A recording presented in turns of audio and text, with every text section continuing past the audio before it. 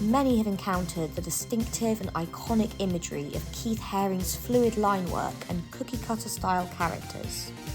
And this fame and recognition is exactly what he wanted.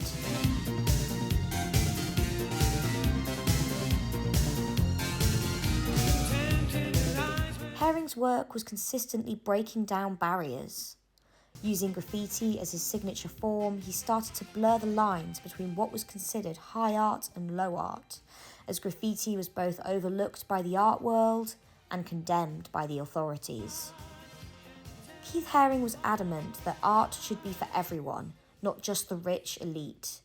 From graffitied walls in urban communities to live muraling at nightclubs and using chalk on empty billboards in the New York City subway, he ensured his work could reach the widest audience possible.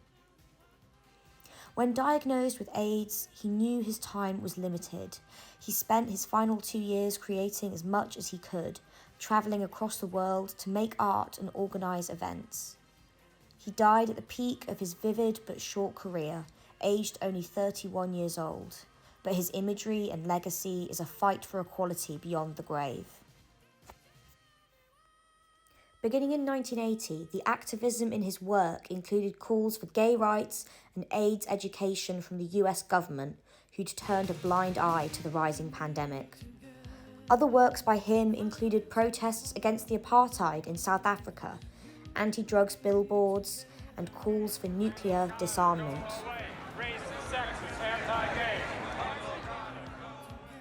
Always charitable, he worked with inner-city school children to create community artworks and murals. He later created the Keith Haring Foundation to raise money for both AIDS education organisations and children's programmes for underprivileged youth. The Keith Haring Foundation, still in full operation today, has raised millions for different charities and organisations to date. Many high street shops and labels have collaborated with the foundation by selling clothing with his designs. Some of the brands include Primark, H&M, Zara, Boss, Lacoste, Uniqlo, Coach, Tommy Hilfiger, Hollister, Pull & Bear, amongst many others.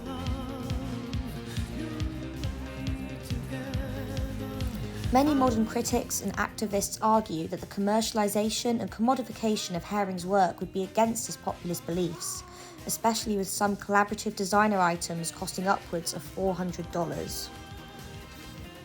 This critique is reflective of his generosity as an artist. Haring truly believed art had the power to change the world and used his platform to build conversation. He paid for mass-produced posters of his artwork to distribute at protests and rallies for free. Haring didn't care about making a profit, but rather for his work to be widespread, eye-catching, and as affordable as possible.